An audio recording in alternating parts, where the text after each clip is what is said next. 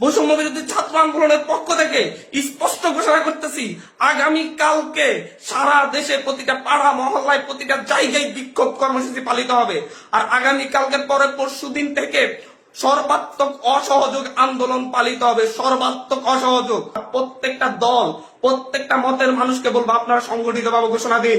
প্রতিটা দলকে বলবো, বিএনপি হোক, বাম হোক, ডান হোক, যত দল আছে প্রত্যেকটা দলের প্রতি উদাত্ত আহ্বান। ধর্মভিত্তিক দল হলে ধর্মভিত্তিক দল, ডান দল হলে ডান দল, বাম দল হলে বাম দল, জাতীয় ঐক্যমতে প্রত্যেকে রাস্তায় নেমে আসবেন।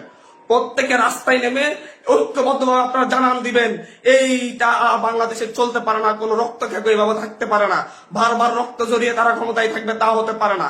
কোন ট্যাক্স দেওয়া হবে না এই সরকারকে, এই সরকারের অফিসে যাওয়া হবে না, কেউ তার অফিসে যাবে না, কেউ তার সরকারি বেসরকারি সকল অফিস বন্ধ থাকবে, সচিবালয় বন্ধ থাকবে, এভরিথিং বন্ধ থাকবে। গণভবনে কোনো বাস গাড়ি ঢুকবে না, বঙ্গভবনে কোনো গাড়ি ঢুকবে না, এভরিথিং অফ থাকবে। এবং সরকারকে সর্বাত্মক অসহযোগিতা করা হবে।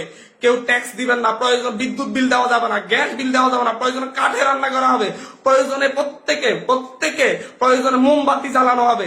তারপরে যদি বিদ্যুৎ চলে যায়, যদি বিদ্যুৎ লাইন কেটে দেয়, তাহলে আপনারা প্রত্যেকে মোমবাতি ব্যবহার করেন প্রয়োজনে। তারপরে এই সরকারকে কোনো সহযোগিতা করা হবে না। এটা খুনি সরকার।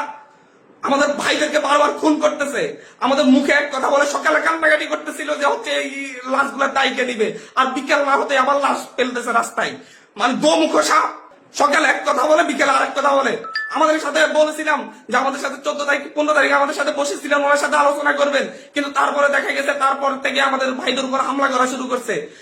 উনি একটা নৃশংসতা চালাচ্ছে বাংলাদেশে। কোন ভয়ঙ্কর একটা অবস্থা বাংলাদেশে বিরাজ করতেছে। ছেলেদেরকে, শিশুদেরকে, বাচ্চাদেরকে, মেয়েদেরকে হত্যা করতেছে। ছাত্রলীগ, যুবলীগ গুলি নিয়ে রাস্তায় নামতেছে।